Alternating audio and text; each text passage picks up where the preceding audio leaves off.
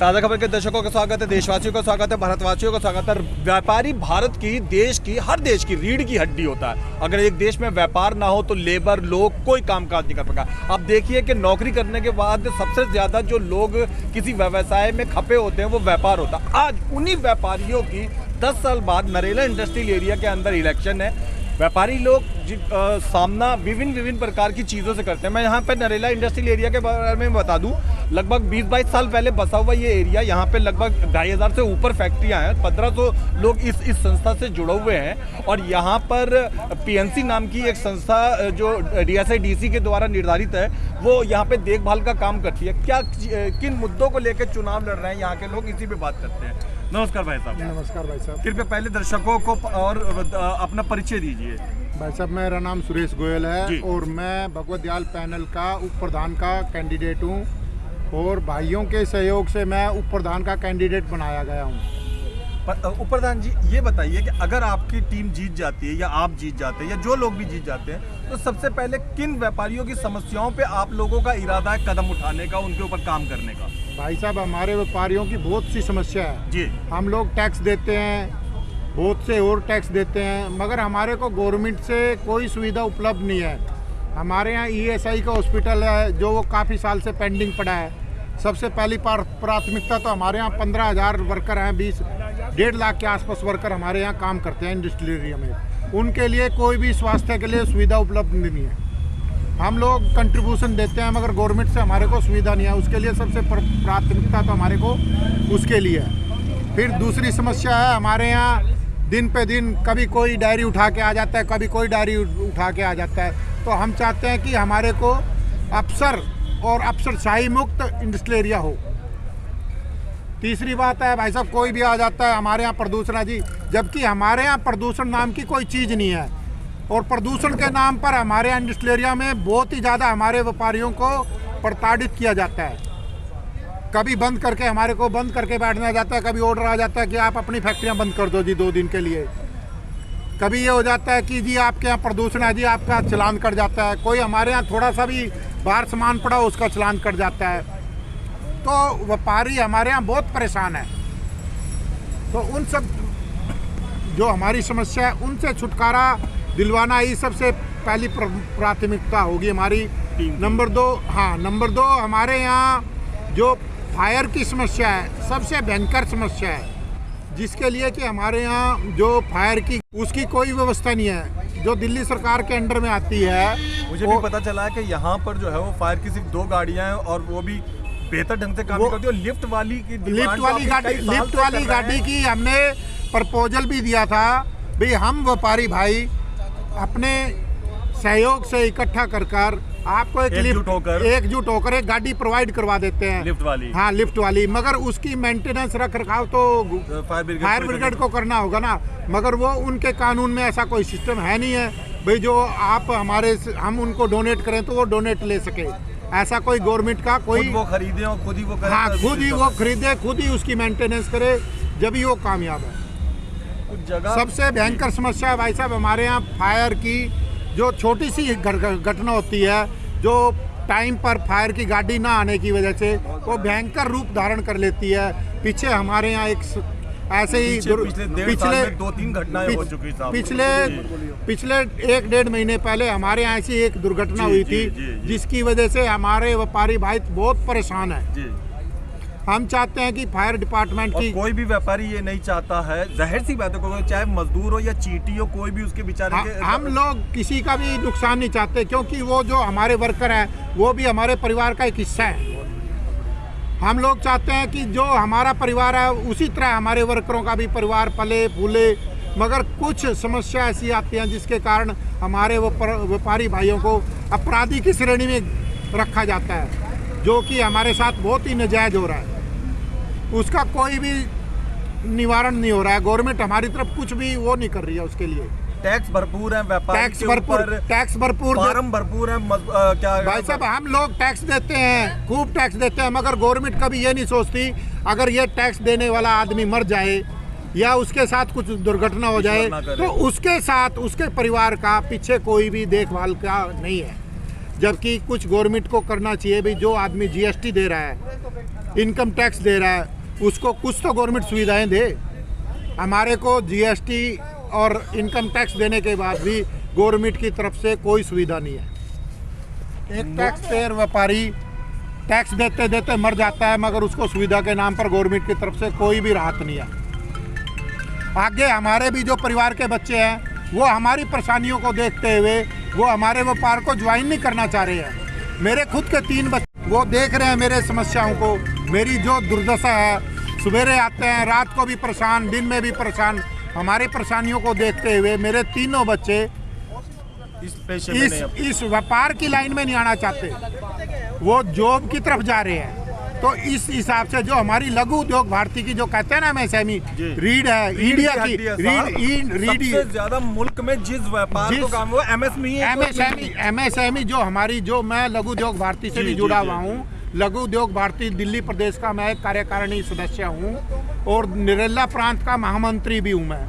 तो जो हमारी लघु उद्योग भारती संस्था है वो भी हमारी जो है एमएसएमई के लिए बहुत कोशिश करती है, मगर एमएसएमई के लिए कहने के लिए तो लोन मिलता है, मगर उसकी फॉर्मेलिटी इतनी होती है कि हमारा व्यापारी भाई उस लोन की जो हमारी रिक्वायरमेंट है वो पूरी कर ही नहीं सकता, ना हमारे को मिलता। कौन से संस्था एमएसएमई के थ्रू मिलता है, जो वो नहीं मिल पा रहा हमारे को। चेयरमैन साहब थोड़ा सा आगे आइए जी। नरेला इंडस्ट्रियल एरिया में हम मौजूद हैं भगवत दयाल पैनल के जनरल सेक्रेटरी उम्मीदवार राजेश जी के पास में। राजेश जी, यहाँ पे जो 1500 वोटर लोग हैं उनसे कुछ अपील करना चाहते हैं, आइए सुनते हैं। जी राजेश जी, क्या कहना चाहते हैं आप? मैं राजेश गर्ग भगवत दयाल पैनल से महासचिव के पद पर उम्मीदवार हूँ। आने वाली 22 दिसंबर को Narela industrial complex welfare association के चुनाव होने जा रहे हैं और मैं आप सभी सम्मानित सदस्यों से, व्यापारी भाइयों से अपील करना चाहता हूं, भारी से भारी बहुमत से जिताकर भगवत दयाल पैनल की टीम को लेकर आएं, जो आपके सहयोग में कंधे से कंधा मिलाकर खड़ी रहे। क्षेत्र के विकास के लिए जितना अधिक से अधिक प्रयास हम लोग कर पाएंगे, सभी भाइयों के साथ हमेशा खड़े रहेंगे, सुख में और दुख में भाइयों का साथ निभाएंगे, ऐसा मैं आपसे वादा करता हूँ। धन्यवाद, बहुत बहुत। पहले जब पीवी नरसिम्हा राव प्रधानमंत्री हुआ करते थे तो वो बड़े गर्व से कभी भी भरी सभा में कहते थे कि ये सड़कें, ये गलियां, ये स्कूल, ये यूनिवर्सिटी, ये कॉलेज जो आप देख रहे हैं, ये मैं पीवी नरसिम्हा राव प्रधानमंत्री आपको नहीं दे रहा हूँ, ये इस शहर के, इस देश के व्यापारी जो जगह जगह अपना काम कर रहे हैं, कारोबार कर रहे हैं, मजदूरों को लाभ दे रहे हैं, ये उनके पैसों से बना है। ये यूनिवर्सिटियाँ, यहाँ तक के कुतुब मीनार की देखभाल तक वो कहते थे कि सब व्यापारियों के बलबूते। आज हम उन्हीं व्यापारियों की समस्या सुनने के लिए यहाँ नरेला इंडस्ट्रियल एरिया में मौजूद हैं। इतने अच्छे शब्द इस्तेमाल जिनके लिए हुए हैं, वो खुद इस समय दुख की नदियों से तैर रहे हैं। कोहली साहब, यहाँ पर अगर आपका पैनल जीतता है तो जो परेशानियां, जो उलझने इन व्यापारियों को झेलनी पड़ती, किस हद तक आपको लगता है कि आपका पैनल दूर कर पाएगा? हालांकि यहाँ पे 2 पैनल चुनाव लड़ रहे हैं। ये ऐसा देखिए, चुनाव तो एक अधिकार है, 2, 4, 6 कोई भी लड़ सकता है और पहले भी संस्था रही हैं, आगे भी रहेंगी, लेकिन जो सोच का बदलाव है वो होना बहुत ज़रूरी है जी। आज से 10 साल पहले हम जिस प्रकार काम कर रहे थे, आज हम उस प्रकार काम नहीं कर पाए। कानून में बदलाव हुए, टेक्नोलॉजी में बदलाव हुए, उस प्रकार से हमें अपने आप को अपग्रेड करना पड़ेगा। कानून आज से 5 साल पहले प्रदूषण को लेकर के कानून कुछ और था, आज उस कानून में बहुत फेरबदल किया गया है। लग रहा 4 साल पहले कुछ और था और एकदम 4 साल में फटाफट बदल, बहुत चीज़ें बहुत जल्दी बदली जा रही हैं। एक आम व्यापारी अपनी फैक्ट्री चलाने के लिए हाल फिलहाल जहां वो पता लगता है कि नहीं जी तुम्हारी फैक्ट्री सील हो जाएगी, बंद हो जाएगी, भाई इस पे कागज़ पे साइन करके ये अपना अप्लाई करके काम चला लो, लेकिन उसके फर्दर इम्प्लीकेशन क्या है, इस बारे में कोई जागरूकता नहीं। हमें उस चीज़ के पता ही नहीं कि आज हमारे से जो साइन करवाए जा रहे हैं वो किस चीज़ पे करवाए जा रहे हैं। वो एक कानून बना दिया जाता है, उसकी पूरी तैयारी नहीं की जाती और उठा करके हमारे सिर पर लाद दिया जाता है। बाद में वो गलत भरने की वजह से हमें उसका भुगतान भुगतना पड़ता है। मतलब दिल्ली में अगर 5% या 3% प्रदूषण बढ़ना शुरू हुआ तो सबसे पहले फैक्ट्री बंद होगी, लेकिन ट्रक ना कार ना इनके पास कोई ऐसा लिखित डाटा बताता है कि प्रदूषण फैक्ट्रियों का है। PNG दिल्ली में टोटल डीजल जनरेटर बंद कर चुके हैं। आप इलेक्ट्रिक ओवन चला सकते हैं, आप गैस रिलेटेड कोई भी अगर आपने हीटिंग का काम करना है तो आप पीएनजी रिलेटेड गैस से काम करेंगे। अच्छा। तो उसके बाद फिर इनके हिसाब से प्रदूषण किस चीज़ का? डीजल रिलेटेड अब नहीं होता है। डीजल रिलेटेड कोई किसी भी दिल्ली के क्षेत्र के अंदर जो इंडस्ट्रियल एरिया बने हुए हैं, किसी भी क्षेत्र में कोई बॉयलर बर्नर डीजल से नहीं जलाया जाता है, कोई जनरेटर डीजल से नहीं जलाया जाता है। उसके बावजूद कोहली साहब ये कह रहे हैं कि दिल्ली में जो 22 या 27 जितने भी इंडस्ट्रियल एरिया हैं सब प्रदूषण को लेकर नियमों का पालन करते हैं, किसी भी प्रकार का नियम का उल्लंघन नहीं करते हैं, फिर भी प्रदूषण चालू होता ही सबसे पहले इन्हीं पे कहर ढाना शुरू होता है। जी कहर इसलिए ढाया जाता है क्योंकि उनके पास रजिस्टर्ड ही हम हैं जी।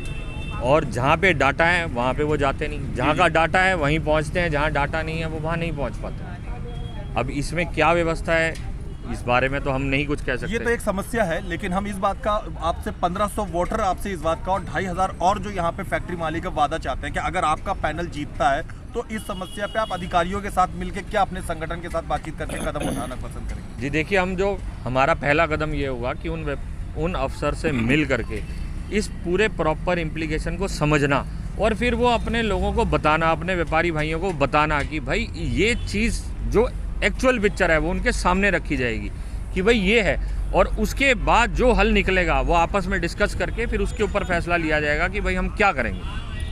ऐसे मैं अभी बोल दूँ, मैं अभी नहीं बोल सकता, क्योंकि जब तक मेरे सामने वो चीज़ नहीं आएगी मैं नहीं बात कर सकता। जब मेरे सामने वो चीज़ आएगी तब मैं अपने भाइयों के बीच में लेके जाऊँगा और उनसे बात करूँगा कि भाई ये है। आज ये ऐसा तो नहीं है कि भाई ये सिर्फ प्रदूषण दिल्ली में ही है, बाकी शहरों में भी तो है, बाकी राज्यों में भी तो है। वहाँ क्यों नहीं रोक लगाई जाती, वहाँ क्यों नहीं बंद किया जाता, हमेशा दिल्ली को क्यों टारगेट किया जाता है? कोई ना कोई इसका डाटा तो होगा, या जो डाटा बना रहे हैं बैठ करके आग लगाई जाती है इंडस्ट्रियल एरिया के बाहर और यहाँ पर बोला जाता है कि तुम्हारी वजह से नरेला में प्रदूषण बढ़ गया। क्यों, ऐसा क्यों? इस चीज़ का भी तो जवाब होना चाहिए। हर जगह व्यापारी को ही गलत क्यों ठहराया जाता है? बहुत बढ़िया। पौने 200 साल पहले अमेरिका के राष्ट्रपति अब्राहम लिंकन ने उस समय में पौने 200 साल पहले अपने देश के व्यापारियों के लिए कहा था कि इनको पूरे तरीके से आज़ाद होकर काम करने दो, सभी प्रकार के टैक्स ऑफिसर, सभी प्रकार की छूट। आज आप देख सकते हैं कि उस समय पौने 200 साल पहले उस नियम का क्या हल निकला।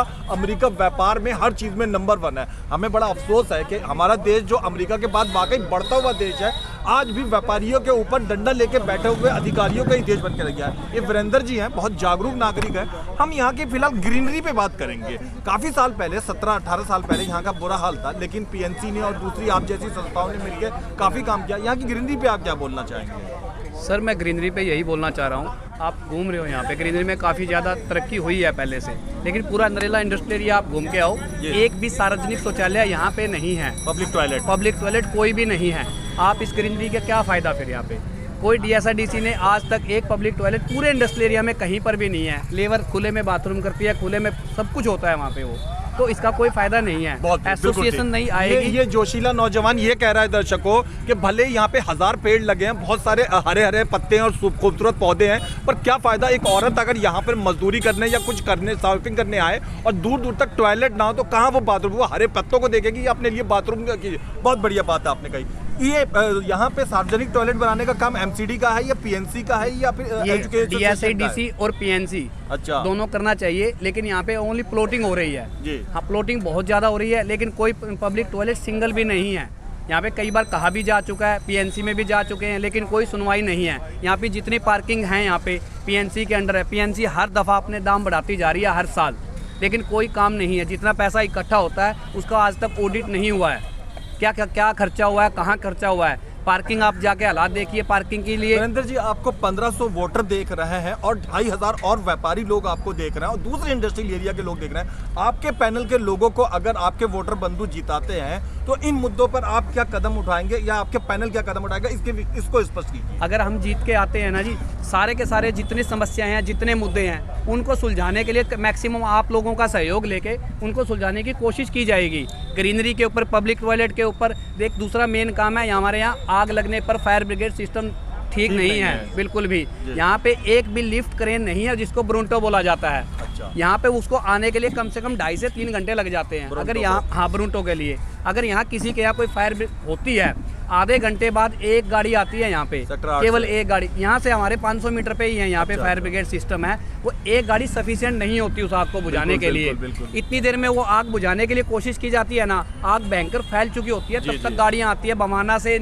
उनको फ्री सर्विसेज दिलवाएंगे और उससे हम अपने व्यापारी भाई से कुछ चार्ज नहीं लेंगे और ये हम उसको अपने एसोसिएशन के लेवल पे इसको उन सब व्यापारी भाई को ये सुविधा दिलाने जा रहे हैं बहुत जल्दी। मेरा यहाँ पे लगभग पिछले 18-19 साल से आना जाना है। मुझे लगभग 7-8 व्यापारी ये बताते हैं कि कभी कभी कुछ मुद्दों पे, जबकि उनका लेना देना भी नहीं, खाम किसी मजदूर के साथ कोई छोटी मोटी उंगली पे चोट लग जाए या और मुद्दा हो जाए तो पुलिस प्रशासन उन्हें तंग करता है। इस मुद्दे पर आप व्यापारी भाई लोग एकजुट होकर क्या कदम उठाएंगे अगर आपका पैनल जीतता है?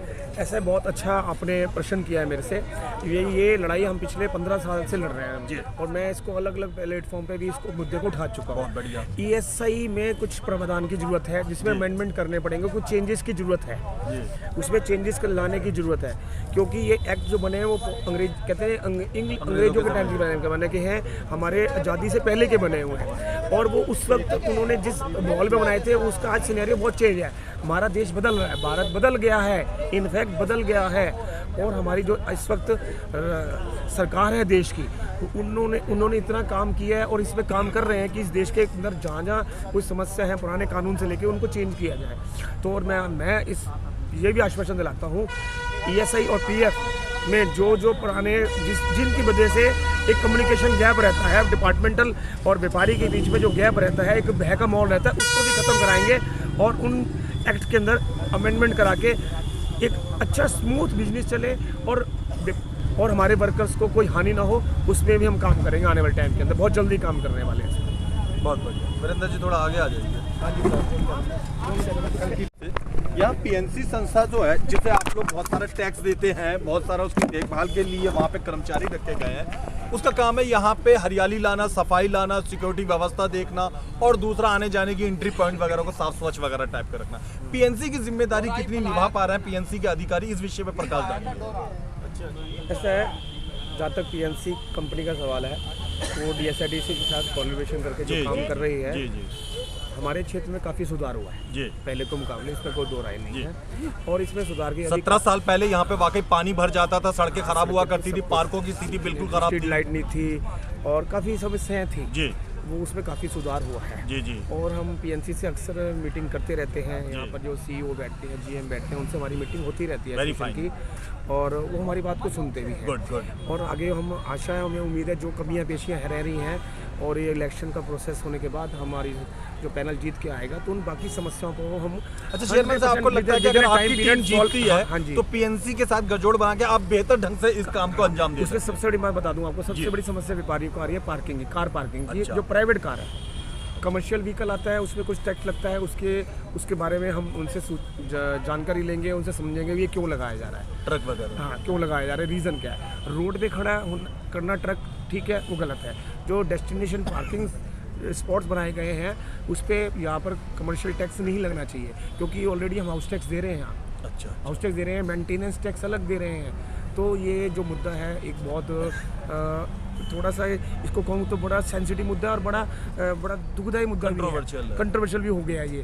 तो ये मैं आशा करता हूँ हमारा पैनल जब जीत गया है, भगवत दयाल पैनल जो हमारे अध्यक्ष जी खड़े हैं, भगवत दयाल जी इस पैनल से छतरी चुनाव चिन्ह हैं और वो उन्होंने बिल्कुल हमें सबको आश्वासन दिया है कि इस समस्या को सबसे पहले सॉल्व करवाएंगे और उसके साथ साथ आने वाले टाइम के अंदर मैं आशा करता हूँ और मैं आश्वासन देता हूँ आपका चैनल इतना इस क्षेत्र में इतना फेमस है कि हम एक लीगल सेल गठित करेंगे। अच्छा, हाँ जी, हमारा जो मैनिफेस्टो है हम उसमें अब लीगल सेल गठित करेंगे जो व्यापारी भाई को लीगल समस्या हैं आज के दिन हमारे ऊपर कि हमें मर्डर घोषित किया जाता है और जेल के अंदर डाल दिया जाता है। तो क्या फ़ायदा है ऐसे व्यापार का? हम घर बैठे हैं, हमने कुछ किया नहीं है, हमने आज तक कुछ भी नहीं किया। हम लोगों को रोजगार दे रहे हैं यहाँ पे, हम कोशिश करते हैं इम्यूनिटी के लिए भी हम कोशिश करते हैं कि सब कुछ किया जाए, लेकिन यहाँ पे क्या होता है कि कुछ लोग कुर्सी के चक्कर में इकट्ठे नहीं होते।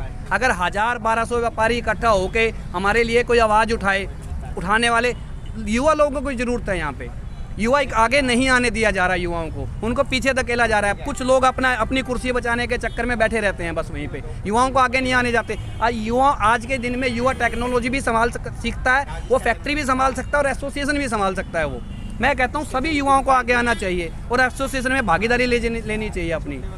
तभी जाके कुछ एसोसिएशन काम कर पाएगी आगे।